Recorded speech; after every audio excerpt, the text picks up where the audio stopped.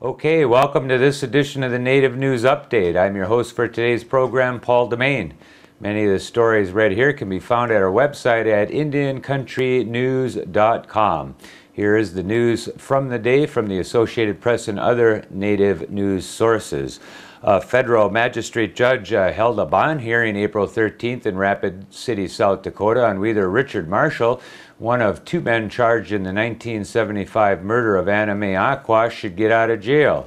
John Graham and Richard Marshall are both scheduled to stand trial May 12th in Rapid City, South Dakota on charges they aided and abetted the murder of Aquash near Wombly on the Pine Ridge Reservation. Marshall's lawyer filed an application for pretrial release on several conditions.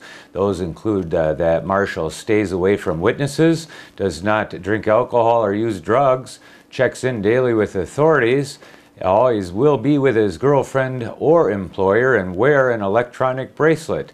The prosecution alleges that Marshall gave a revolver to Graham and two other members of the American Indian movement, and that Graham then executed Aquash. A federal judge has dismissed two civil lawsuits over a large-scale hog farm owned by 11 Iowa farmers near Wagner on South Dakota's Yankton Sioux Reservation. Francis Zephyr, Robin Bear, and Rochelle Burney on behalf of the Yankton Sioux Tribe Head Start program concerned parents filed a complaint on April of 2008 against Longview Farm of Hull, Iowa. The Head Start is about 2 miles from the farm. Yankton Sioux members and others also protested near the site for 2 days last year and briefly blocked traffic, which led to several of them being arrested. Tribal members say they fear the operation will stink and pollute the water. The lawsuit sought to stop construction on grounds the farm didn't meet federal environmental requirements, violated regulations on children's health, and failed to follow a federal law requiring a search for historic and cultural resources. The Muckleshoot tribe has entered the debate over a new Highway 520 bridge in Olympia, Washington, telling lawmakers that it opposes a tunnel that would connect the highway to the University of Washington. The tribe's opposition, based on environmental and cultural concern, boosts the odds that the lawmakers won't decide this session what kind of interchange should be built on the west side of Lake Washington. The tribe holds a fair bit of leverage in dealing with large projects on Lake Washington, where it holds treaty fishing rights to protected runs of salmon. The tribe's involvement will likely help keep other options on the table, which some in Olympia applauded.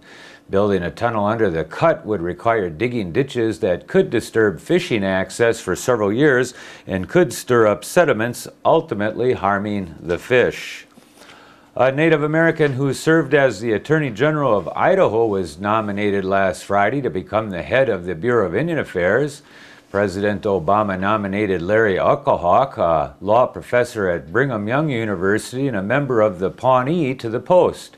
As well as being the former Attorney General, Echohawk, a member of the Church of Jesus Christ of Latter-day Saints, also ran for Idaho governor in 1994, losing to Republican Phil Batt by less than 35,000 votes. If he had won, he would have become the nation's first American Indian governor. He became the first American Indian elected to a constitutional statewide office when he assumed the post of Attorney General in the 1990s, the White House said. The most recent head of the BIA, Carl Artman, took the post in March of 2007 after it had been vacant for 2 years, and then he resigned a little more than a year later, leaving the position vacant since 2008. North Dakota agencies and tribes are getting $4.6 million in federal economic recovery money to support child care programs. The grant through the U.S. Department of Health and Human Services is aimed at providing care for children of working families. The state is getting $3.6 million. The rest is going to the 4 tribes in the state as well as the Trenton Indian Service area. Supporters of the University of North Dakota's Fighting Sioux nickname on the Standing Rock Sioux Reservation are seeking a referendum on the issue. It would be similar to the April 21st vote being held on the Spirit Lake Reservation of North Dakota. And Toyne American Horse Jr. says he and some others will be asking the Tribal Council to let tribal members decide whether they support the nickname.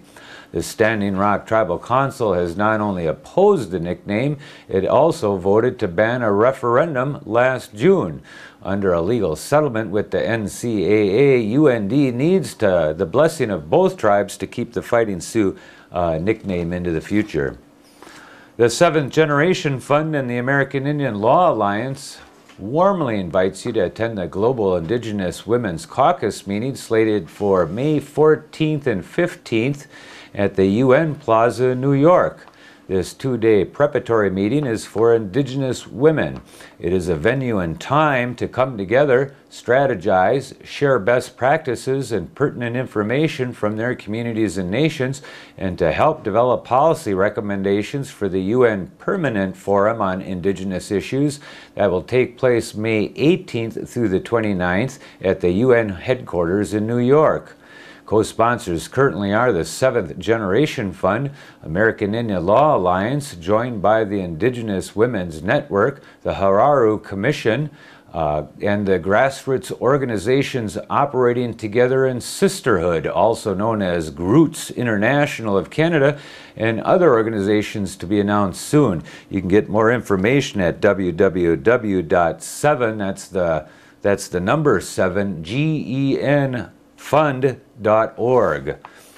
The All Nation Skate Jam, the largest and most prestigious native skateboard competition, arrives in Los Altos Skate Park in Albuquerque, New Mexico on April 25th and 26th. Due to the overwhelming success of last year's event, the third annual All Nations Jam will expand to 2 days in order to accommodate the large number of skaters that have arrived there in the past. Held during the same weekend as the Gathering of Nations Powwow, All Nations attracts some of the best native and non-native skaters from around the country. Native skateboard companies such as Wounded Knee Skateboards, Native Skates, Dakota Designs, Four Wheel Pony, and Full Blood Skates will be there to premiere their newest line of skate decks, clothing, and accessories. So if you're in Albuquerque, New Mexico, go check it out. And that is the latest roundup of news from Indian Country on this edition of the Native News Update. We want to thank our underwriters for helping us with this broadcast and you for joining with us today. Thank you.